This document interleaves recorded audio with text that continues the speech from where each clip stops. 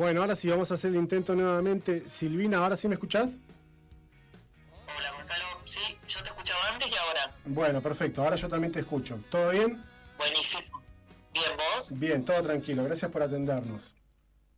Por favor. Silvina, bueno, me interesaba mucho poder hablar con vos porque, bueno, qué sé yo, es como que la economía hace bastantes tiempos que es la protagonista número uno de nuestras vidas, y estamos todo el tiempo hablando de inflación, estamos hablando de emisión monetaria, estamos hablando, ahora hasta de Bopreal estamos hablando, y de alguna, bueno, de tasas de interés y todo ese tipo de cuestiones, ¿no? Entonces, Sí, en principio lo que quería poder conversar con vos era tratar de trazar un estado de situación a esta fecha, habiéndose cumplido 100 días y unos días más, pero 100 días para redondearlo, de la presidencia de Javier Milei. ¿Cuál es el color o el cáliz o la impronta que vos ves que el gobierno le ha puesto a la cuestión económica en la Argentina?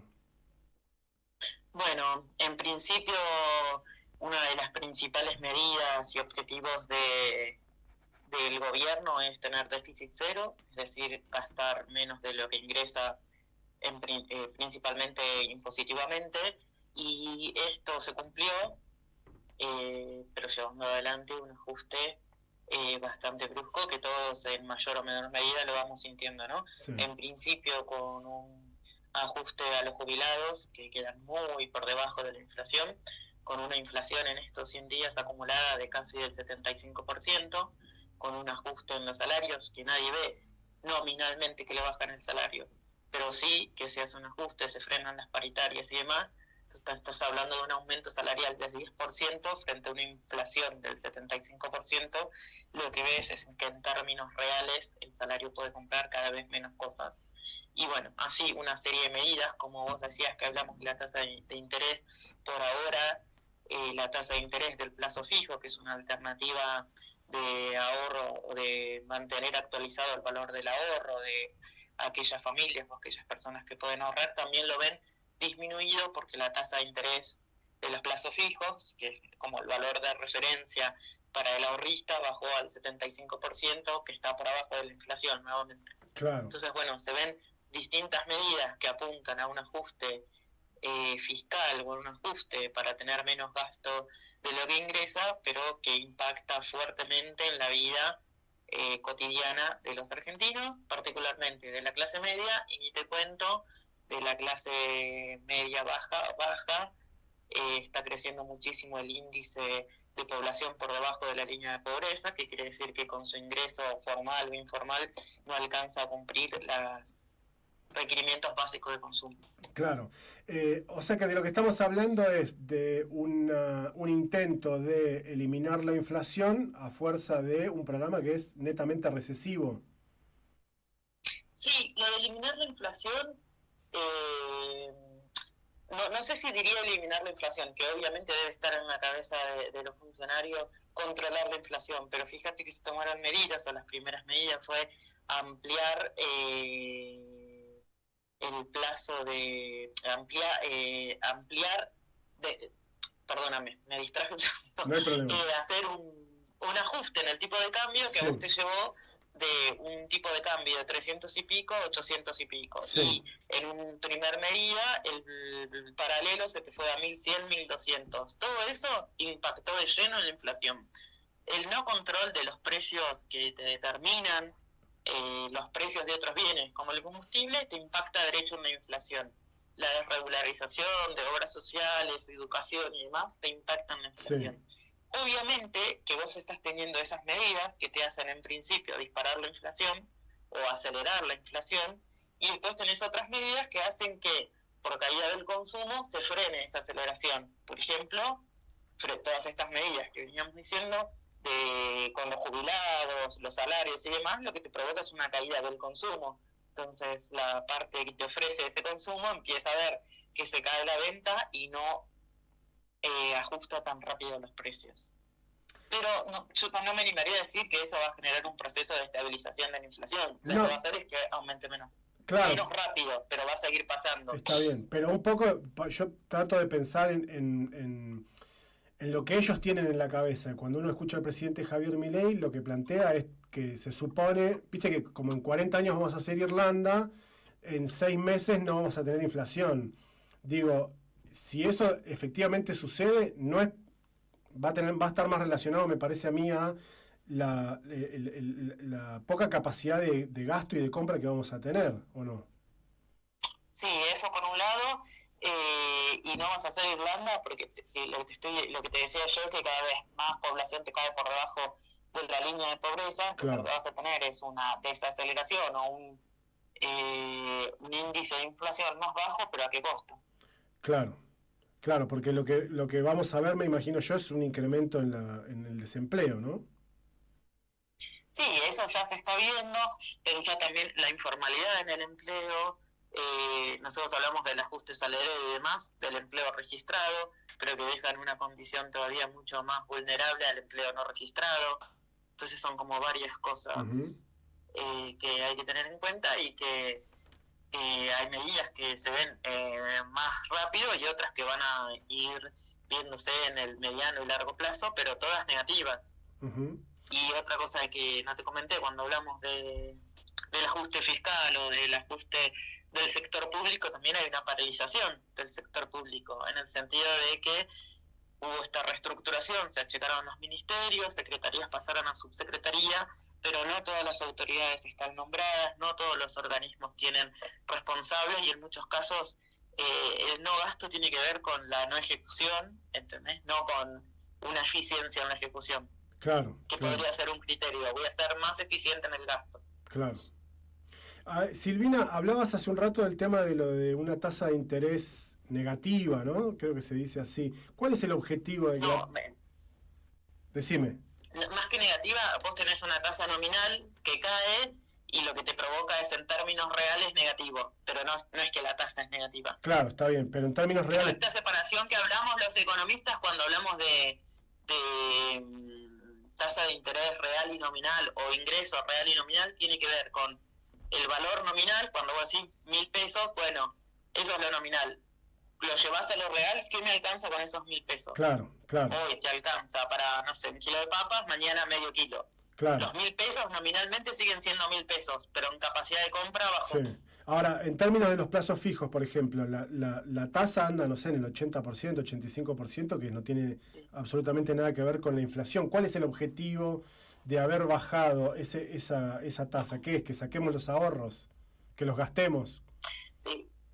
Puede ser ese, tiene que ver con todo este proceso que se está dando también del ajuste entre el Banco Central, el gobierno y la emisión de la deuda y la tasa de interés que paga el propio gobierno a su deuda. Son como distintas cuestiones, pero Ujú. sí se da en un contexto donde vos estás perdiendo capacidad de compra y decís, bueno, eso que decís vos es un efecto de esto. Decís, bueno, tenía esta plata en un plazo fijo, cada vez me alcanza para menos, la tasa de interés está negativa, me compro un lavarropa. Y hay que ver eso cómo impacta en la curva de consumo, ¿no? Claro, claro. Pero es una decisión que está basada principalmente en el ajuste de los valores que paga y que cobra el gobierno por intereses, porque todo esto es alguien cobra, alguien paga, ¿no? Cuando Sí. vos te pagan el plazo fijo, el banco esa plata la invierte y te va una parte a través del plazo fijo de esa inversión, Ujú. que puede tener otro riesgo, otro volumen, otra realidad. Claro. En las últimas semanas o los últimos, sí, el último mes, sobre todo, lo escuché varias veces al ex ministro de Economía Martín Guzmán, cuestionando, entre otras cosas, esta cuestión del BOPREAL, porque lo que hablaba es un canje que el gobierno, el Banco Central, le está haciendo a quienes tenían deudas por importaciones, y lo que está generando es que el Banco Central empiece a tener deuda en dólares y que eso podría ser el inicio de un plan de dolarización. Lo que te quiero preguntar es si vos entendés que ese diagnóstico es más o menos acertado, y lo otro es pedirte, medio como si yo tuviera 7 años, tratar de entender un poco, que nos expliques qué es justamente el BOPREAL. Sí, las empresas que fueron comprando, las empresas, principalmente mercaderías en el exterior, calculando un dólar futuro y demás, hoy como paga esa deuda y se estaba no autorizando la liberación de esas importaciones para no tener que abrir la canija del dólar, por decirlo de alguna manera. La pérdida de reservas de esos dólares, de dónde iban a salir. Sí. Y eso se traspasaba entre una deuda, entre pesos y demás, con un interés alto que hacía que, o esto que le dicen las trampas de la LELIQ, la bolsa de la LELIQ, ¿viste? Bueno, ahora todo eso estaría cambiando la nominación de la deuda y el Banco Central estaría tomando esta deuda en dólares para pagar afuera. Hay que ver, fíjate que al principio las empresas no optaron mucho por esa opción, como que se estaba esperando que tenga más resultado positivo, más reacción de las empresas. Para ver cómo es el proceso hay que esperar un poquitito y ver cómo se va acomodando. Okay. Y cómo se van liberando las importaciones también. Claro, ¿y entendés que puede ser el inicio de un proceso de dolarización o no necesariamente? Sí, de estatización de la deuda privada. Okay. No sé si de la dolarización. Hay que ver cómo evolucionan las reservas. Para hablar de dolarización, el volumen de reservas tiene que ser otro. Claro. No voy a poner las manos en el fuego y decir no. Claro, todo es posible. Digamos, todo es posible, pero en principio no estarían dadas las condiciones. Si me preguntás, veo más factible una unificación cambiaria. Esto del tipo de cambio, blue, MEP, dólar, paralelo. Que haya solo uno. Sí, claro. Que tampoco... Digo, las medidas apuntan a eso, parecería ser que el mercado se acomoda a eso. Claro, sí, que no hay que confundir unificación cambiaria con, no sé, paridad. ¿No? Digamos, unificación es que todo, que el cambio sea el mismo para todo. Sí, y está claro, no sé para quién, para mí. Okay. No sé si para los que piensan las medidas, que las anclas nominales en el tipo de cambio no han funcionado tampoco. Digo que tenemos que tener anclas nominales, esto decir un peso, un dólar, o hoy decir 1.000 pesos, un dólar, el valor que quieras, pero eso no se sostiene en el tiempo si no tenés otras cuestiones de política económica detrás. Claro. Bueno, mira, sí, decime. La unificación, digo, puede ser interesante, pero de nuevo, ver cómo evoluciona, cómo funciona y demás. Claro. Una cosa que me genera, a partir de hablar de las anclas, de lo que hablabas, es ¿a qué se refieren cuando estamos hablando de que el gobierno trata de tener un ancla fiscal, un ancla salarial? Como distintos tipos de anclas, ¿no? Esto, la cuestión salarial tiene que ver con lo que decíamos al principio. Tenés una inflación del 70% y una actualización salarial del 10%, tenés una brecha en términos reales, te digo, en capacidad de compra del 60%. Vos pisás los sueldos, gastás menos en sueldo, no nominalmente, sino en términos real, y tenés esa diferencia. Claro. Por eso es importante entender entre lo nominal y lo real la diferencia. Claro, pero digo, ¿y cuáles son las anclas que utiliza el gobierno para tratar de acomodar sus números? Digo, la salarial evidentemente es una. La salarial es una, sin duda, pero lejos. Sí. El ajuste jubilatorio, por otro lado, vos estás dando un ajuste jubilatorio del 10-15, de nuevo, con un 70 de inflación. Claro. Estás ahorrando un 60. Claro. Haciendo números así, ¿no? Al aire. Pero es por ese lado. Claro. Silvina, estamos hablando con Silvina Romano, economista y docente investigadora de la Universidad Nacional de Tierra del Fuego. ¿Qué estás viendo que de la política económica a nivel nacional está impactando directamente en Tierra del Fuego, además de lo que el sentido común nos indica, qué sé yo, el precio de los comestibles en el supermercado? Pero si lo pudiéramos analizar en términos de la estructura económica de la provincia, ¿hay cosas que se van identificando? Yo creo que la actividad industrial vamos a empezar a ver. Pensé que estamos recién en marzo, que es el primer mes donde vos, digamos, quitando las vacaciones, podés ver la evolución de la industria. Creo que eso va a empezar a impactar también en la cuestión del empleo, en la cuestión de consumo, y todas las prestaciones que el Estado va recortando van a, no sé, la obra pública. Digo, la obra pública es necesaria porque te genera infraestructura donde no la tenés, te mejora donde la tenés, y por otro lado te genera empleo y derrame. Bueno, todo eso se va a sentir. Claro. Viste que el presidente habla de que pudo detener una inflación del 15.000%, que yo esas falacias que se construyen. Y eso no te quiero decir que es un delirio, pero no sé esos números dónde salen. Claro. Pero sí es cierto que la situación a diciembre del 2023 en Argentina no era la mejor de las situaciones. ¿Vos entendés que había efectivamente desequilibrios, tanto macro como bueno en toda la estructura económica, que había que resolver en el corto plazo? Digo, Massa, ¿hubiese hecho algo más o menos parecido a lo que está haciendo Milei? No, no así. Yo quiero pensar que no así. Digo, evidentemente en algún momento iba a haber revisar los gastos, había que revisar un montón de cuestiones, pero no así, y no con un mega decreto o incumpliendo leyes constitucionales, ¿no? Cuando, digamos, por decirte, la ley de financiamiento de la ciencia y la tecnología, yo digo, podés pensar en ajustar más o menos, pero no dejar de implementarla. Claro. Bueno, es distinto pensar en un plan para revisar, para ver, para esto, que cortar la medicamento oncológico. Claro, claro. Me parece que obvio que cuando tenés un desarreglo macroeconómico tenés que mirar, pero bueno, hay formas de ver cómo y qué. Sí. Ahora, vos me dirás si mi razonamiento está bien, ¿no? Siempre que se habla del déficit, de lo que se habla es que, digamos, lo que tenés, tal vez el origen del déficit tiene que ver con que se nos va más plata de la que entra, ¿no? Entonces siempre, bueno, a mí me molesta bastante cuando se hacen esos ejemplos que son hogareños, que es como si la economía de un país... La economía del Estado no se puede comparar con la economía es insoportable que den siempre ese ejemplo para tratar de apelar al sentido común. Pero digo, a mí me da la sensación que hay una discusión que se ha perdido en los últimos años, que es que si vos tenés una situación deficitaria, es decir, se te va más guita de la que te entra, una opción es acortar el gasto, achicar el gasto, reducirlo. Pero la otra podría ser también ampliar los ingresos. Y no veo a nadie que esté discutiendo cómo puede hacer la Argentina justamente para multiplicar sus ingresos y no que siempre la variable tenga que ser de ajuste. ¿Vos creés Lo que pasa es que ahí, como vos decís, la diferencia entre la economía domiciliaria y la economía del Estado, vos podés ajustar el gasto, aumentar el ingreso, y aumentar el ingreso son los impuestos, ¿no? Entonces ahí tenés que elegir qué impuesto aumentás o qué gasto reducís y de qué forma y cómo eso te impacta en el corto o mediano plazo. Sí. Por otro lado, digamos, si sí se lleva alguna estrategia de mejora de la competitividad para vos poder tener fortalecida tu industria y poder vender más afuera de lo que le compras afuera. Esa es otra estrategia. Sí. Hay como muchas cuestiones.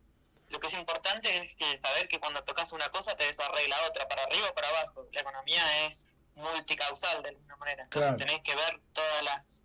Cuando modificás algo, en dónde te impacta. Y que hay medidas que son de largo plazo, la generación de capacidades, el desarrollo y demás. No, digamos, vos decís, bueno, lo que yo quiero es mejorar determinada industria para mejorar mi posición exportadora. Eso no es automático. Eso lleva tiempo, planificación, y hay que sostenerlo en el tiempo. Pero por eso estábamos en una situación que era indefectiblemente, había que hacer un ajuste, por lo menos en lo fiscal. O sea, no había otra alternativa más. Digo, sí, vos podés discutir. Sí, pero es lo que te digo, hay distintas formas de hacer el ajuste, distintas formas de mejorar la recaudación. Claro, pero digo, por eso, Milei podría, digamos, uno podría decir, bueno, estás haciendo un ajuste que es muy, muy duro para toda la gente y tal vez se podría haber aplicado un ajuste que fuera más moderado, más paulatino en el tiempo, qué sé yo, más escalonado, pero indefectiblemente había que hacerlo. Y digamos, siempre tenés que estar viendo la cuestión fiscal y la cuestión del gasto público. Sí. Y siempre hay margen para ajustarlo, para arriba o para abajo. Sí. No, me resultaría muy difícil decirte que hubiese hecho como lo hubiese hecho Massa. Seguro hubiese hecho una revisión. Lo que no tengo duda es que así no. Claro. Y que atacar o... digamos, impactar las medidas en las clases o en los grupos sociales que menos estrategia tienen para defenderse, me parece que es complicado. Y vos, olvídate de Massa, vos en particular, como una opinión, por supuesto, ¿dónde entendés que tal vez este gobierno podría haber atacado y no atacó, justamente para no tener que atacar a los jubilados? Ahora que hay muchas cosas rotas, me resulta muy difícil pensar.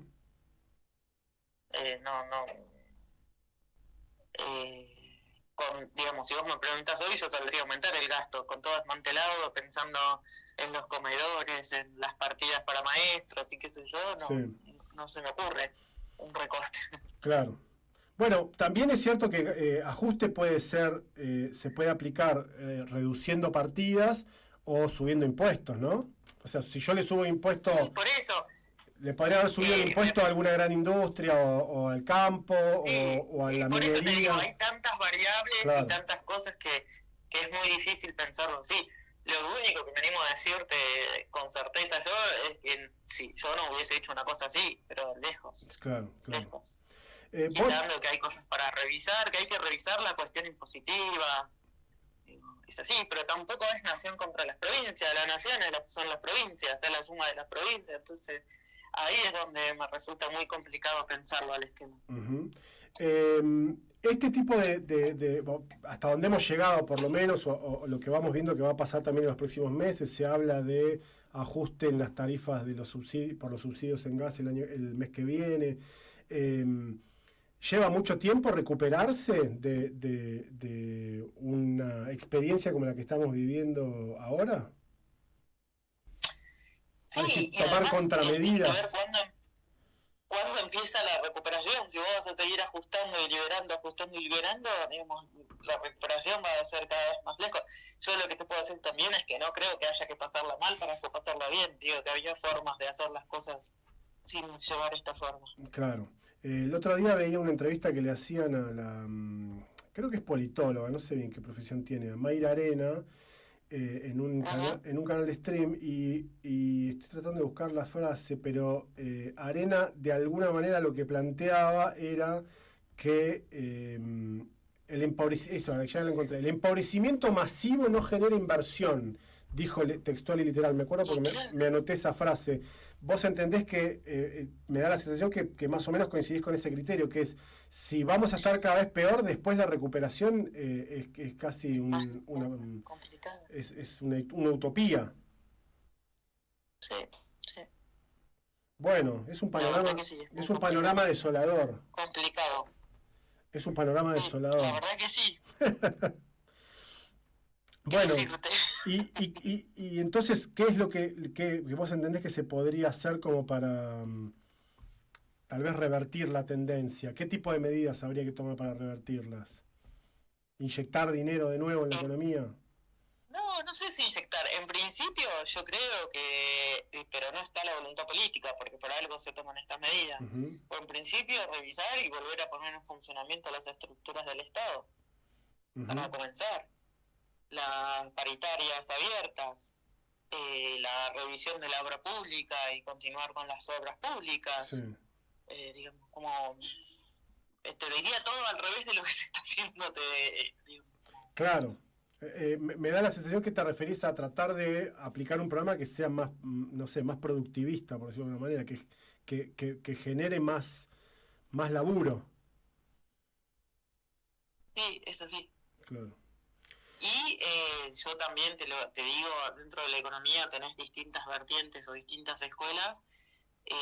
Yo comparto y trabajo una perspectiva económica donde el Estado tiene un rol fundamental que el privado no tiene. Claro. Y el mercado no funciona en forma perfecta y se requiere reglamentación y asistencia. Uh-huh. Entonces, es cierto eso que dicen algunos, que es como que la teoría económica a la que abraza Milei es algo que no se aplicó nunca, que prácticamente ningún economista en el mundo adhiere. Esta cosa del anarcocapitalismo y todo eso. sí, qué sé yo, nombra autores que no están bien interpretados, nombra corrientes económicas que no están bien interpretadas. Claro. Me resulta difícil darte una respuesta de la teoría económica de eso.